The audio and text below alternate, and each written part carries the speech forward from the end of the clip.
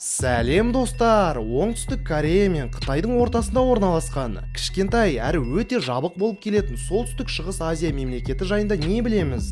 Корей халық демократиялық республиканың заңдары өте қатал. Тіпті оның жабық патшалық деген лақабаты да бар. Әрине, мемлекет жабық болғанына байланысты ол жайлы мәліметтердің көбі қазіргі күннің өзіне дейін бұлыңғыр болып көрінеді. Шет көздерге деңгейі жоғары мемлекет болып көрінгісі келгенімен солтүстік Корея өз еліндегі сұмдықтардың бәрін жасырып, басқа елден келген саяхатшылар ешбір артық дүниені камераларына түсіріп қалмасын деп оларды қатаң бақылап жүреді. Солай бұрында есігі саяхатшыларға ашық болған Корея енді шет елден келген әр адамның қасына бірнеше мемлекеттен жіберілген бақылаушыларды байлап қояды. Себебі үкімет елде болып жатқан сұмдықтарды әлем білмегенін қалайды. Алайда жасырын жолдармен түрлі фотосуреттерді жасап, елден аман есен шыққан жандар да бар екен. Егер олар осы фотолармен ұсталынатын болса, Кореяда мәңгі темір тор артына жөнелтіліп, не өлім жазасына тартылатын еді. Сіздермен бірге пазл арнасы. Бүгін біз Кореяда тыйым салынған фотоларды назарларыңызға ұсынамыз.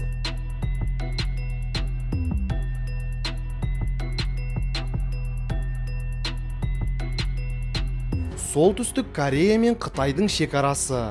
Бұл екі елдің арасындағы айырмашылықтың көрінісі шын мәнінде таң қалдырады. Өзіңізде жақсы түсініп тұрғаныңыздай фотоның сол жағында солтүстік Корея. Бұл фото Кореяның анық басқа елдерден даму жағынан қалып кеткенінен дәлел болып келеді. Бірақ үкімет оны барынша жасырады. Ал Қытай мен солтүстік Кореяның арасындағы түнгі көрініс бізге бұл жабық елдің басқа жағын ашады. Кореяда электр қуат көзі аз болғаны соншалық, олар оны халыққа күніне бір-ақ рет қосып отырады. Тіпті солтүстік Корея түнде ғарыштан көрінбейтін елдердің қатарына да кіреді екен.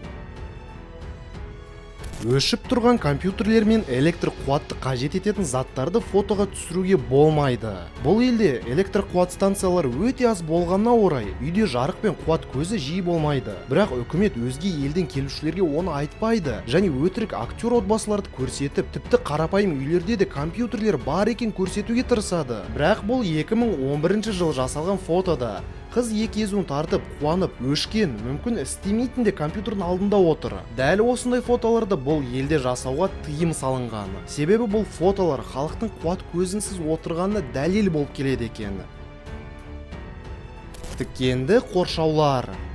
Ресми солтүстік Кореяда мұндай қоршаулар тек көршілес жаулардан қорған ретінде жасалынған делінген. Бірақ біз барлығын білеміз ғой. Негізінде тікенді әрі электр қуаттандырылған қоршаулар азаматтардың өз отанынан қашып кетпес үшін жасалған. Және осындай қоршаулар бүкіл елде көптеп тұр. Оларды фотоға түсіруге қатаң түрде тыйым салынған.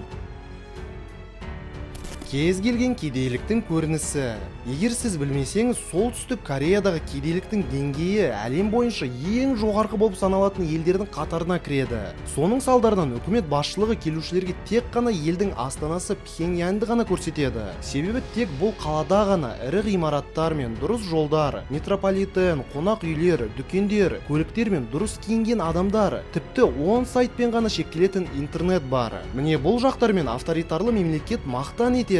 Ал нағыз жұмыс классы, яғни мемлекетке күні-түні жұмыс істейтін адамдарды көрсетуге бұл жерде тыйым салынған. Себебі олардың 90% кедейлер болып келеді. Кез келген кедейліктің белгісін түсіру бұл жерде табу. Бұған қарамастан қарапайым халықтың камера объективтеріне түсіп қалуы жиі кездесетін жай. Қара халық камерадан оттан сияқты қорқады. Себебі камераға түскен адамдар мәңгі жұмыс лагеріне түседі. Сонымен қатар еңбек етіп жатқан немесе түрлі фабрикаларды және жұмыс орындарын түсіру бұл жақта қатаң жазаланады. Фотоға дұрыс түсіре білу.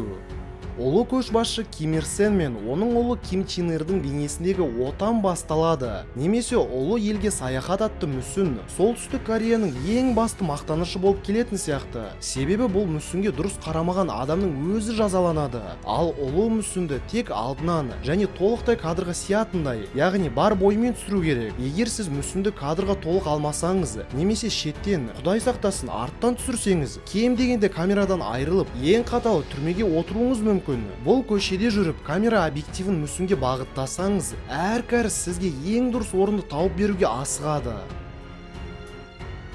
Үйлер мен көліктер.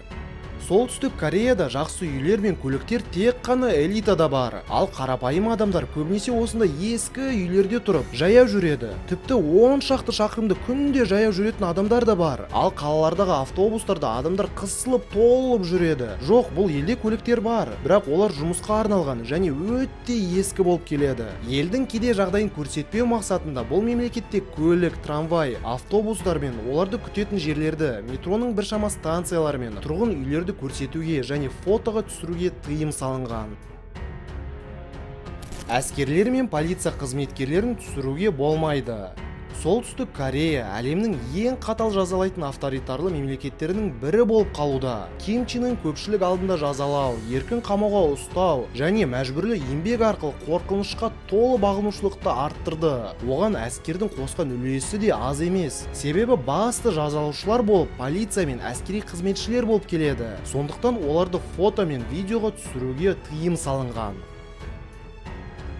Жұмыс істеп жатқан балалар мен оның ата-аналарын және кез келген жұмысшыларды фотоға түсіруге болмайды. Солтүстік Кореяның әрбір тұрғыны ересек адамнан бастап балаға дейін бәрі елге пайдасын тигізіп, өзінің ұлы көшбасшыларға адал екенін еңбек арқылы дәлелдеу керек. Егістіктерде жұмыс жасау және кез келген ауыр жұмыстар мектеп оқушыларының міндеттерінің бірі болып табылады. Сондықтан бұл жерде жұмыс етіп жүрген қарапайым халықты күнде көруге болады. Олардың арасында балалар мен әйелдер көптеп көрінеді. Содан камераға Кореяның бұл тұсы жиі түсіп жатады. Бірақ басқа елдер оның білгенін басшылық қаламайды. Сондықтан осындай фотоларды жасау бұл мемлекетте тыйым салынған. Видеомыз аяқталмастан бұрын біз сіздерге Солтүстік Корея жайында бір сұрақ қойып жіберейік. Сіз өз жауабыңызды толықтай бірнеше сөйлеммен сипаттап пікірге жазып кетіңіз. Дұрыс жауапты келесі видео кезінде көрсететін боламыз. Ал енді сұраққа көшейік. Бұл фото 2011 жыл Пхеньянда жасалған. Солтүстік Корея қарапайым халықтың денсаулығына мән беріп, оларды ауырмауына барынша көмек етеміз деп өз медициналық орталықтарын көрсетеді. Бірақ бұл фото жасалынғаннан кейін кәрістер оны өшіруін сұрайды. Бірақ фотографтар болса оны алдаумен сақтап қалады. Сіздің ойыңызша неге Солтүстік Корея бұл фото осы елден шықпайтындай етіп қалады? Оқиға мен фотоға мән беріп қараңыздар. Ең дұрыс деген жауапты келесі видеода міндетті түрде көрсететін боламыз. Достар, әрине лайктарыңызды аямай басып, қызыл подписаться батырмасына басып, біздің арнамызға тіркеле отырыңыздар. Біз бәріміз бірге қазақ контенттің деңгейін көтеріп 1.200.000-нан асып 2 миллионға бара жатырмыз. Сондықтан міндетті түрде арнамызға тіркеліп, әрдайым бізбен бірге болыңыздар. Бүгінге осы пазлға жазыл.